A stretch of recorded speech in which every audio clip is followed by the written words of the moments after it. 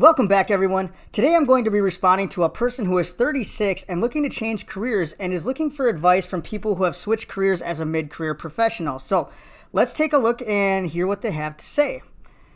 I'm a 36-year-old man working in a tech job in New York City. The irony and ignorance of someone complaining about their good job at a good company during this outbreak is not lost on me. I know I'm lucky and I try to stay positive. However, I've been working in startups and tech for 10 years and my heart's not in it. I get that no one is really passionate about software sales, but I do believe that some people can do it without it eating at them. I'm struggling to get my job done, especially working from home. I want to change careers. I want to do something more creative or something a little more hands-on. I'm just worried about my age. I can take a pay cut, but I can't just quit and go back to school to become an architect or interior designer just to take a junior or intern role at 40. We plan on having children, and my cost of living is pretty high as it is. First world problems again, I see it. I'm just wondering if I could hear some stories of people that disliked the golden handcuffs and escaped. Links to other threads are appreciated. I didn't find that much. Thanks. Well, this story definitely hits close to home for me. When I was 35, I had been in the same field for about 12 years. I had been climbing the ladder and jumping from job to job, all in the same field, until I got to the point where I really couldn't go any higher. So I was working at the time in the job that I thought was kind of the pinnacle of what I wanted to do, but the truth was I hated it. I dreaded going to work every day. I couldn't stand being there. I was toughing it out because the pay was decent, but the job was kind of, as you described it, eating away at me. So finally, I hit my breaking point and I wanted to do anything I could do to get out of that job. The problem was I applied to a job that was actually just like it in the same field, hoping it was going to be better. Then it would kind of hit me, and I realized I don't even really want to be in this field anymore. In fact, I don't even like it that much. The truth was, I had been so concerned with just moving up, chasing promotions, that I didn't even consider that this field isn't even something that I find enjoyable. In reality, it was kind of like just an escape. I was jumping from all these different jobs because as soon as I get sick of one, I'd go to the next one. And it just happened to look like I was really excited because the job was always a higher pay, more prestigious job that I was going into.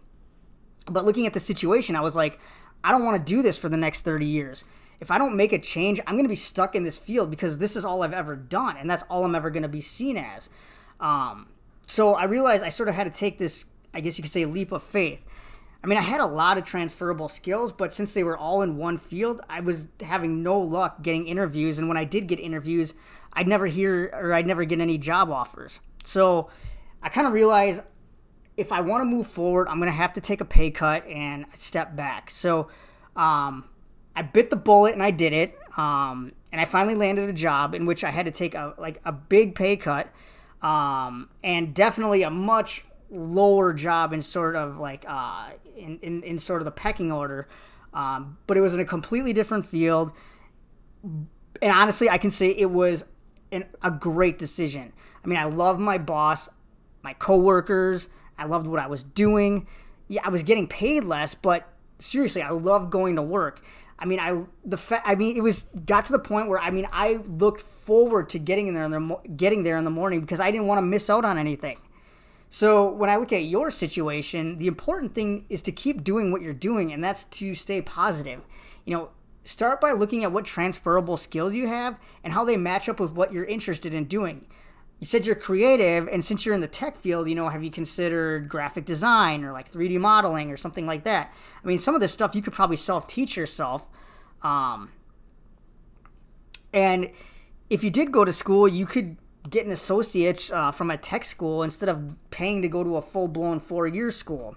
Another thing I was looking at when I was looking at changing careers and having to take a step back at 35, I dreaded the thought of going from a director level down to like a frontline manager. I was like, I don't want to start over. I just worked really hard to get to the high point that I did, and now it's like all that was for nothing. And at the end of the day, that was just me being prideful.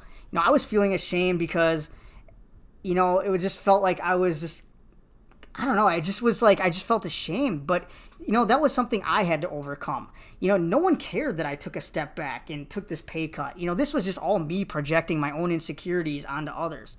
So, there's no reason for you to be really concerned about changing careers at the age of 36. If you got a new job in 4 years and you were 40, you'd still have 25 years at least to work. A lot of people are changing careers right now, especially with everything that's going on. If you walk around on a tech school or community college campus, not right now, most of them are closed, but, on a typical day when everything's open, there's people in their 50s taking classes there. Heck, my last job, there was a woman finishing up an internship in our department that was in her late 40s. So it's, that's, again, it's just this, there's this sort of like, I guess you could say it's this sort of like kind of thought we feel like we have to be at a certain place in our career or in life by a certain age. And that's just us projecting our own insecurities. Now is actually a great time to be looking at changing careers. We're in a current situation in which a lot of people are also looking to change their careers, so you're not alone. And you have some really good experience under your belt due to your current career. So you have skills that you can bring to the table. It's a perfect time also to take a, kind of that personal inventory, thinking about where you want to be, what you enjoy, what standard of living do you want to be at, like what type of, how the whole thing is going to kind of work out when you have kids, and how you're, just all these different things. You can really take a step back and look at, okay, how is all these pieces going to fit together? And then you'll be able to kind of put together a plan. There's colleges that have programs that are geared towards returning adult students. So, you could check out those too. Check out career counseling or academic advising at some of these campuses to kind of see what your interests are and all that stuff. So, you're in a great spot. No job is worth, the stress that eats away at you. At the end of the day, it's just a job. It's not what defines you. It's just what you happen to do for 8 to 10 hours a day. Don't make it any more than that. Anyways, I hope this helps a little bit. Like I said, stay positive, start going over all your options and just see what happens. And that's all you really can do. Anyways, if you like this video, please give me a like, comment, and subscribe. Check out my website, www.pbeatty.com. You can also download a free copy of my ebook on the website, and it actually might be something you're interested in because it is a problem-solving guide, and it's actually something I wrote to help myself kind of get out of that rut that I was telling you I was in. So go ahead and check it out. In the meantime, again, good luck, and I will see you guys later.